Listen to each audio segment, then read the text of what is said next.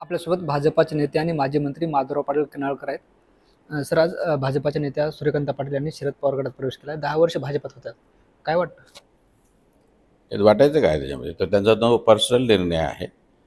ज्या कारणासाठी, ज्या अपेक्षेनं, ज्या संदर्भानं ते भारतीय जनता पार्टीमध्ये येण्याचा निर्णय त्यांनी 10 वर्षापूर्वी घेतला होता, त्यातून आलेल्या अनुभवाच्या पार्श्वभूमीवरती त्यांना आता यावेळेस असा निर्णय घ्यावासा वाटला असेल. तो त्यांचा निर्णय त्याचा, and she has got every liberty to take that decision. त्या असंही म्हणाल्या की भाजपात जाणं माझी चूक झाली, ही माझी घोड चूक होती. त्यांनी चूक कबूल केली भाजपात जाणं म्हणजे. हे त्यांचं मत आहे. त्यांनीच निर्णय घेतला ना, आणि ते इतक्या ओपनली आणि खुल्या अंतकरणानं ते म्हणतायत. ते मोठ्या साहेबांच्या म्हणजे पवार साहेबांच्या समोर प्रवेश करताना हा त्यांचं मोठेपण आहे. सर, आपण जर साधारणतः राजकारणामध्ये ते साधारणतः कोणी सत्याची बाजू, सत्य जे काय आहे ते सांगत नसतात, त्यांनी सांगतायत. ओएसिस फर्टिलिटीच्या तज्ज्ञांनी IVF उपचार पद्धतीद्वारे 1 लाखांहून अधिक जोडप्यांना मातृत्व प्राप्तीचा आनंद दिला आहे. मोफत अपॉइंटमेंट बुक करण्यासाठी आजच संपर्क साधा. आपण जर बघितलं तर त्या केंद्रीय मंत्री राहिल्या होत्या, आमदार होत्या, खासदार होत्या. कधी ते कुठेतरी भाजपानं त्यांना उमेदवारी दिली पाहिजे होती किंवा विधान परिषद असेल, राज्यसभा असेल, अशा अपेक्षा होत्या. या व्यतिरिक्त बघितलं तर पक्षात जबाबदारीही मोठी दिलेली नाही. त्या उपेक्षेमुळे त्या गेल्या असल्या असं वाटतं का? आता पॉलिटिकल पार्टीनी किंवा पॉलिटिकल बॉसेसनी त्या पार्टीच्या एखाद्या व्यक्तीला ती एखादी अपॉर्च्युनिटी का दिली नाही हा संशोधनाचा विषय असू शकतो. पण एक गोष्ट मान्य करावं लागेल, she has got a tremendous potential. त्यांचं पूर्ण राजकारणाचा, समाजकारणाचा आणि सहकारी क्षेत्रातला वावर जर बघितला आणि त्यांनी निर्माण केलेलं कार्य जर बघितलं आणि लोकांचं जनमानस त्यांच्या ज्या ज्या पार्टीमध्ये राहतील त्या दृष्टिकोनातून अनुकूल करण्याच्यासाठी असलेली त्यांची जी की एक गुणवत्ता आहे, त्या गुणवत्तेचा वापर गेल्या 10 वर्षामध्ये झाल्यासारखं मला दिसत नाही. म्हणजे थोडक्यात सूर्यकांतताई पाटील यांच्या राजकीय अनुभवाचा भाजपाला फायदा करून घेता आला नाही का? नाही, करून घेता आला नाही का असं मी म्हणणार नाही. तो त्यांच्या प्रायोरिटीचा विषय आहे. ते डिसाईड करतील. त्यांना जे योग्य वाटतं ते करतील. आणि तेवढं तर फ्रीडम पॉलिटिकल बॉसेसला किंवा पॉलिटिकल राजकीय प्रमुखांना असतंच. सर, ही तुलना जर तुमच्यासोबत केली तर तुम्हालाही भाजपात जाऊन फारसं काही मिळालं नाही, म्हणजे मिळालंच नाही असं म्हणलं तर? प्रत्येकाच्या राजकारणामध्ये कार्यरत राहण्याच्या संदर्भातल्या भूमिका वेगवेगळ्या असतात.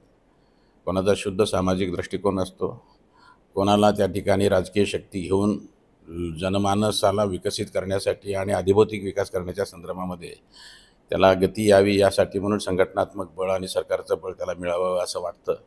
या दृष्टिकोनातून ते कार्यरत राहत असतात. आता कोणाच्या प्रायोरिटीज काय असाव्यात आणि काय असू नयेत या संदर्भामध्ये त्याच्या पूर्ण राजकीय इतिहासाच्याकडे दृष्टिक्षेप टाकल्याच्यानंतर तुम्हाला अनुमान करता येऊ शकतं.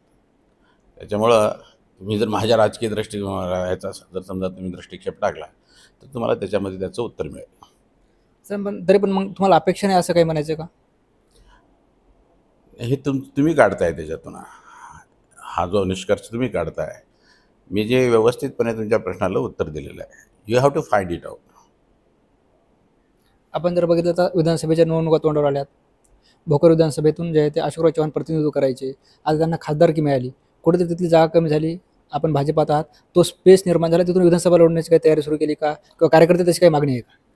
मुद्दा असा आहे की राजकीय पक्ष, राजकीय प्रमुख या संदर्भातला निर्णय घेतात. अनेक कार्यकर्त्यांना आपल्याला स्वतः निवडणूक लढवावीस वाटत असते. त्या ठिकाणी त्याचं असं मत असतं की ते आपणच निवडून येऊ शकतो वगैरे. पण ultimately the call has to be taken by the political bosses. They will take it. तो निर्णय घेतल्याच्या नंतर तो तुम्हाला पसंतीला येतो न येतो हा भाग नंतरचा आहे. पण they have got every right to decide who to contest where from. जर भोकर विधानसभेतून पक्षानं संधी दिली तर काय निर्णय असेल तुमचा? जर तरच्या प्रश्नाला मी उत्तर देत नाही. तुमची इच्छा आहे भोकरमधून? मी आत्ताच का डिस्क्लोज करू? बरं, आता शेवटचा प्रश्न. सूर्यकांतताईंनी राष्ट्रवादी काँग्रेसमध्ये प्रवेश केला आहे शरद पवार गटात. भाजपला याचा काही फटका बसेल का? आणि एवढी मोठी व्यक्ती, एवढ्या मोठ्या कॅपॅसिटीची व्यक्ती ती असताना तुम्ही एकतर त्यांचा वापर करून घ्यायचा आहे. आणि समजा ते दुसरीकडे गेले असते तर त्या ज्या पक्षात ते गेले त्या पक्षाची ताकद तर निश्चितच वाढेल ना. हे म्हणणं उगी बोलायला काही अर्थ नाही की काही फरक पडत नाही, असे साधारणतः राजकीय काय म्हणतात रिॲक्शन्स त्या ठिकाणी येत असतात. पण त्या व्यक्तीचं व्यक्तित्व आणि त्याचा त्यांची जो काही एक ग्राफ आहे आणि त्याच्यावरून ज्या पक्षात त्या गेल्या त्या पक्षाला त्यांना निश्चितच फायदा होऊ शकेल, जो की BJPला झाला असता. निश्चितच हे होते माजी मंत्री माधवराव पाटील किनाळकर. ज्ञानेश्वर लोंढे, TV9 मराठी, नांदेड.